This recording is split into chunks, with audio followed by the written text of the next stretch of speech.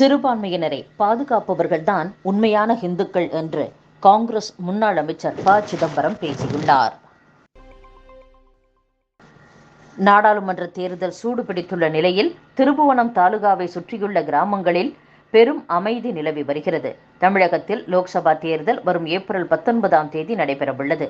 வேட்புமனு தாக்கல் செய்வது, அரசியல் கட்சியினர் பிரச்சாரத்தில் ஈடுபட்டு வருகின்றனர். பொதுவாக தேர்தல் என்றாலே கிராமங்கள் களை கட்டும். சுவர் விளம்பரம், ஆட்டோக்களில் விளம்பரம் என கிராமங்களில் உள்ள கட்சியினர் பிஸியாக இருப்பார்கள். நாடாளுமன்ற தேர்தல் அறிவித்ததில் இருந்தே கட்சியினர் சுறுசுறுப்பின்றி உள்ளனர்.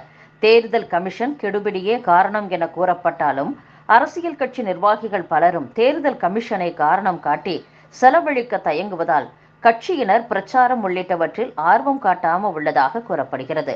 பிரச்சாரத்திற்கு வரும் தொண்டர்களுக்கு தினசரி உணவிற்கு பணம் வழங்க வேண்டியுள்ளதாலும் கட்சி நிர்வாகிகளுக்கு பணம் முன்கூட்டியே வந்த நிலையில் பிரித்து கொடுக்க தயங்குவதாலும் கட்சி தொண்டர்கள் ஆர்வம் காட்டாமல் உள்ளதாகவும் கூறப்படுகிறது.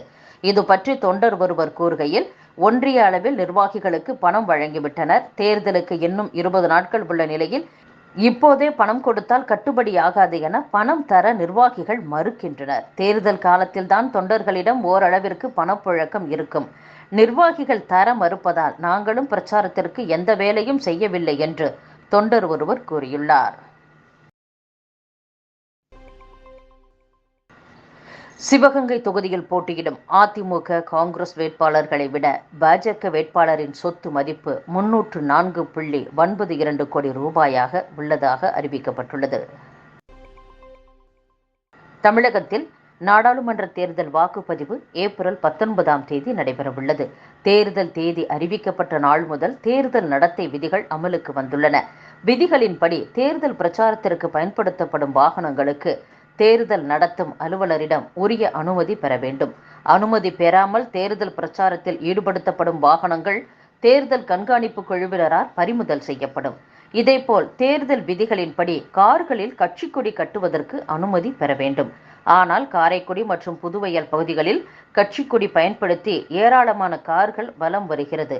தேர்தல் கண்காணிப்பு குழுவினர் இது பற்றி கூறும்போது, தேர்தல் பிரச்சாரத்திற்கு செல்லும் வாகனங்களில் கட்சி கொடி கட்டுவதற்கு அனுமதி பெற வேண்டும். சிலர் அதற்கான அனுமதி பெற்றுள்ளனர். அனுமதி பெறாத வாகனங்களில் கட்சி கொடி இருந்தால் அதை கண்காணித்து பறிமுதல் செய்ய நடவடிக்கை எடுக்கப்படும் என்று கூறியுள்ளார்.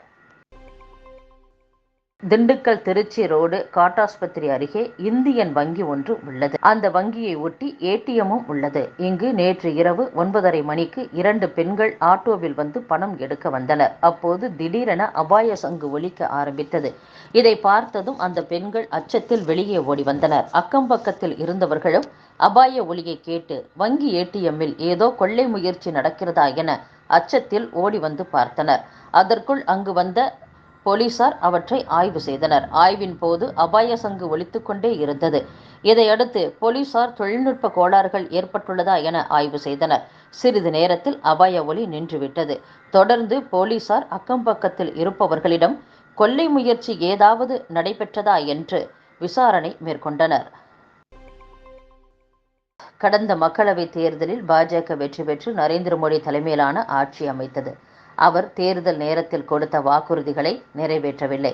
கருப்பு பணத்தை மீட்டு ஒவ்வொருவரின் வங்கிக் கணக்கிலும் 15 லட்சம் ரூபாய் செலுத்தப்படும், ஆண்டுக்கு 2 கோடி இளைஞர்களுக்கு வேலைவாய்ப்புகள் வழங்கப்படும் என்பது போன்ற வாக்குறுதிகளை நிறைவேற்றவில்லை. மத்தியில் கடந்த 5 ஆண்டுகளில் நடைபெற்ற மோடி தலைமையிலான பாஜக ஆட்சியையும், தமிழகத்தில் கடந்த 3 ஆண்டுகளாக மு.க. ஸ்டாலின் தலைமையிலான திமுக ஆட்சியையும் சீர்தூக்கி பார்க்க வேண்டும் என்று காங்கிரஸ் முன்னாள் அமைச்சர் ப. சிதம்பரம் பேசியுள்ளார். தேர்தல் வாக்குறுதிகளை பிரதமர் மோடி நிறைவேற்றாததால் பாஜகவை புறக்கணிக்க மக்கள் தயாராகிவிட்டனர் என்று மார்க்சிஸ்ட் கம்யூனிஸ்ட் கட்சியின் அரசியல் தலைமை குழு உறுப்பினர் ஜி. ராமகிருஷ்ணன் பேசியுள்ளார். புதுச்சேரியில் மார்க்சிஸ்ட் கட்சி அலுவலகத்தில் செய்தியாளர்களை சந்தித்த அவர், தமிழகம் மற்றும் புதுச்சேரியில் 40 மக்களவை தொகுதிகளில் கடந்த முறை திமுக கூட்டணி 39 தொகுதிகளில் வென்றது. தற்போது 40 மக்களவை தொகுதிகளிலும் இண்டி கூட்டணி வெற்றி பெறும். மத்தியில் பாஜக ஆட்சியும் புதுவையில் அதன் கூட்டணி ஆட்சியும் நடைபெறுகிறது.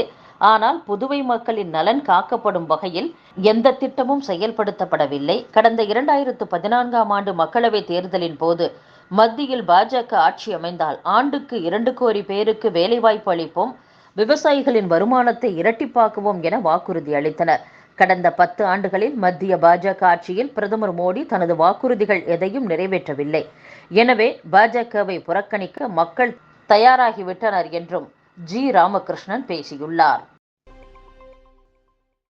டெல்லி மதுபான கொள்கை முறைகேடு வழக்கு தொடர்பாக பாரதிய ராஷ்டிரிய சமிதி கட்சியின் மூத்த தலைவர் கவிதாவுக்கு மேலும் 14 நாட்கள் நீதிமன்ற காவல் நீட்டிக்கப்பட்டுள்ளது. கவிதாவை அமலாக்கத்துறையினர் கைது செய்திருந்தனர்.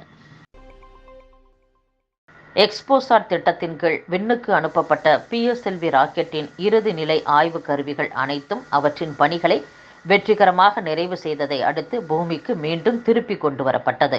இதன் மூலம் விண்வெளி கழிவுகளே இல்லாத ஆய்வு திட்டமாக இது முன்னெடுக்கப்பட்டுள்ளது.